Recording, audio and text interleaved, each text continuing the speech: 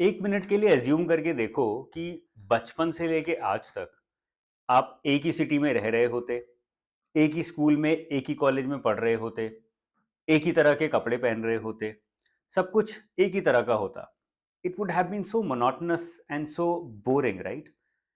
इसीलिए schooling system create हुआ, उसमें हर साल क्लास भी चेंज होती है, उसमें 12 साल के बाद आप कॉलेज स्कूल से कॉलेज में जाते हो, बीच बीच में आपके पेरेंट्स सिटी भी चेंज कर लेते हैं, कॉलेज भी you want to go to another city and study probably, college के बाद जॉब करते हो, वो भी कहीं ना कहीं दूसरी सिटी में करना चाहते हो, you want to explore, you want to try new things. तो जब जॉब की बारी आती है तो हम क्यों इतना डरे रहते हैं? We are always so concerned about stability, we are always so concerned about transfers, we are always so concerned about promotions। तो हम लोग बहुत ज़्यादा डर में जीने लगते हैं। That is the core of my session today, of my video today, कि अगर आप APFC के एग्ज़ाम की तैयारी करने की सोच रहे हो, if you thinking of writing this examination, preparing this examination, and if you are still not clear about the job, the work profile of APFC officer, then you are putting 30 years of your life on target। आप 30 साल के अभी हुए हो और अभी तो जिंदगी शुरू हुई है, because you'll start earning now, you'll be independent now, you will not be answerable to your parents anymore, you will be more responsible at the same time now, you will get to create your own life now। और अभी आप ऐसी जगह में घुसना चाहते हो या ऐसा कुछ करना चाहते हो जहाँ पे बस स्टेबिलिटी मिल जाए, जहाँ पे बस मुझे काम कम करना पड़े, वर्क लाइफ बैलेंस अच्छा हो। I think that's the wrong way. ये मिले तो अच्छा है, there is no doubt about it, but अपने 30 ईयर्स लाइन पे लगाने से पहले, अपने 30 ईयर्स दाव पे लगाने से पहले, it's very important that you understand what are you getting into. I will be explaining to you very briefly कि APFC ऑफिसर या EPFO EO AO ऑफिसर की वर्क प्रोफाइल एक्चुअली है क्या, EPFO एज एन ऑर्गेनाइजेशन करता क्या है, आप उस ऑर्गेनाइजेशन में जाके क्या फेस करने वाले हो। That is the core of my discussion today. सबसे पहले स्टार्ट करते हैं पोस्टिंग्स या जोन्स के थ्रू, जिससे हम समझेंगे EPFO एज एन ऑर्गेनाइजेशन किस तरह से स्ट्रक्चर्ड है और वो एग्जैक्टली करता क्या है। तो EPFO जो है, एम्प्लॉयज प्रोविडेंट फंड ऑर्गेनाइजेशन, एक सोशल सिक्योरिटी ऑर्गेनाइजेशन है जिसका ऑब्जेक्टिव है लोगों को, जो भी एम्प्लॉयज हैं उनको सोशल सिक्योरिटी प्रोवाइड करना, एंड ये इंश्योर करना कि एम्प्लॉयर्स एम्प्लॉय को सोशल सिक्योरिटी दे रहे हैं। अगर कोई इंडस्ट्री है जो कि लॉ के through it is mandatory for that industry to give social security to its employees, तो वो दे रही है। This is the work of EPFO, employees provident fund organisation. Okay, there are a total of 21 zones in EPFO और 130 plus regional offices हैं। If you get to work as an EO/AO officer, जिसको हम enforcement officer, account officer बोलते हैं, which is a group B post जिसमें 400 के आसपास vacancies आई हैं। If you get to work in that post, in that category, तो फिर आप एक स्टेट आपको अलॉट होगी, and in that state you will be working in different regional offices. एक स्टेट में मल्टीपल रीजनल ऑफिसेज हो सकते हैं, and you might see transfers within a state into multiple regional offices over a period of time. But you will stay in one state because it's a group B service. On the other hand, अगर आपका selection होता है APFC officer की तरह, you work as an APFC officer, assistant provident fund commissioner हम इसको बोलते हैं, which is a group A service, जो कि IAS, IPS, IRS लेवल की एक सर्विस है। If you get to work at that level, then it's a central government job, तो आपका ट्रांसफर पूरे देश में कहीं भी हो सकता है। You can be transferred anywhere in the entire country. जरूरी नहीं है कि आपको एक स्टेट अलॉट हुई है तो उसी स्टेट में रहना हो पूरी जिंदगी। तो you can be transfer to any other state, any other state in the country.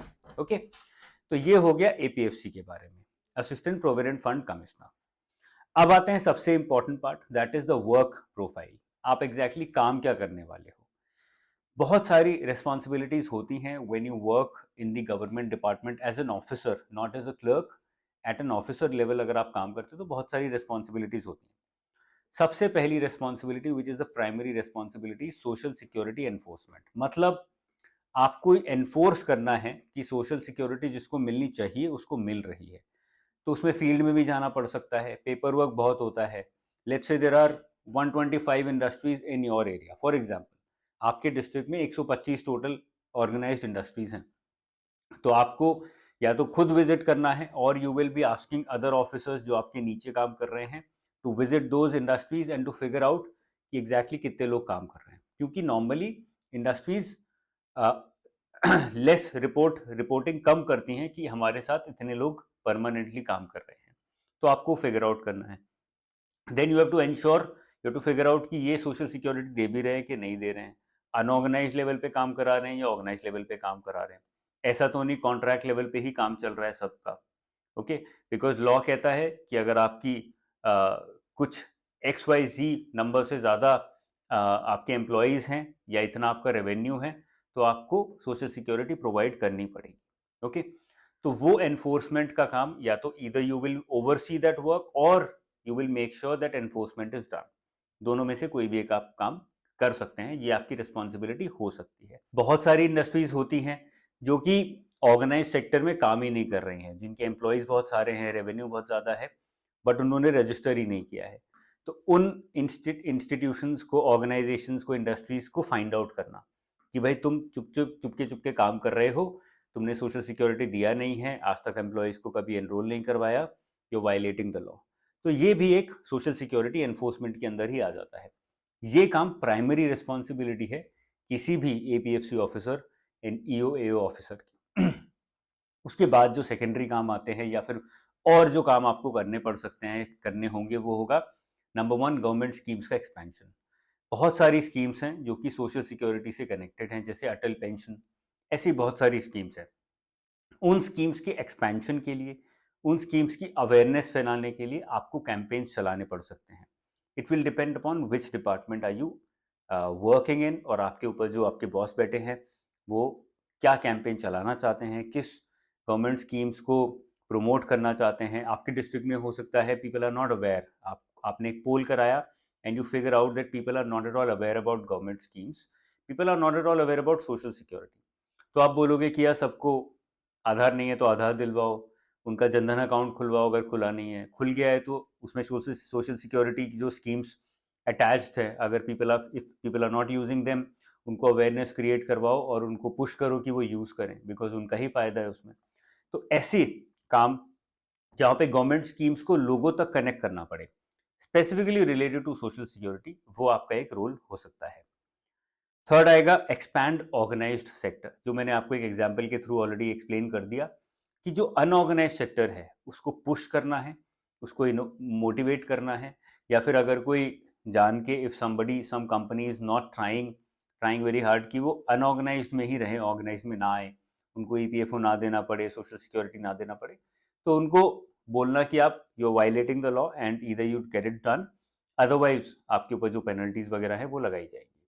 तो expansion of organise sector, that is also one of the visions and missions of EPFO as an organisation, और आपका ये role भी रहेगा organisation के अंदर। Disbursing claims, एक छोटा सा लगने वाला काम लेकिन बहुत इंपॉर्टेंट है। When you go to a bank, अगर हम एक एग्जांपल लें, तो आपका प्राइमरी जो फोकस होता है वो होता है मेरा काम जल्दी से हो जाए, है ना। यही होता है ना, कैश निकालने जा रहे हो तो सोचोगे जल्दी से कैश निकल जाए, लाइन ना लगे। पासबुक एंट्री कराने जा रहे हो, यू आर ऑलवेज थिंकिंग कि यार लाइन ना मिले, जल्दी से काम हो जाए। NEFT कराने जा रहे हो, लेट्स से ऑनलाइन नहीं हो रही है, बैंक जाना पड़ रहा है, तुम्हारे दिमाग में होगा कि जल्दी से काम हो जाए किसी तरह से। तो और जब काम हो जाता है जल्दी, you very thankful to the officer who sitting in front of you, चाहे वो कैशियर है, चाहे ऑफिसर है, चाहे क्लर्क है, आप थैंक यू बोल के जरूर आते हो। तो बहुत छोटा सा लगने वाला काम है लेकिन बहुत इंपॉर्टेंट काम है, क्योंकि अगर आप वो काम नहीं करोगे तो जो सामने आया है वो बहुत उम्मीदों से आया है और वो उसकी उम्मीद खराब हो जाएंगी और उसका हरासमेंट भी शुरू हो सकता है, जो कि गवर्नमेंट डिपार्टमेंट से आज भी होता है। So one of the important objectives of purpose या फिर एक वर्क प्रोफाइल में आएगा डिसबर्सिंग द क्लेम्स। आपके पास जो भी क्लेम्स आए, चाहे वो इंडिविजुअल्स के हों, चाहे वो कंपनीज के थ्रू आए हों, उन क्लेम्स को डिसबर्स करना, फाइनलाइज करना, that will be your responsibility. हमें, हमारे लिए वो रूटीन काम लगता है कि अरे तो बहुत छोटा सा काम है, बेकार सा काम है, बट उसको अगर थोड़ा सा, if you try and change your perception towards it and think about the person who has come to you, okay, with so much hope, with so much expectation, तो तब आपको लगेगा कि ये काम दिखने के में इंपॉर्टेंट नहीं लग रहा है, but actually it is very very important. Fourth जो काम आता है, and probably one of the most underrated but one of the most important works, is human management, because you will be working at an officer level, whether group B or group A, doesn't matter. You will nevertheless be working at the officer level.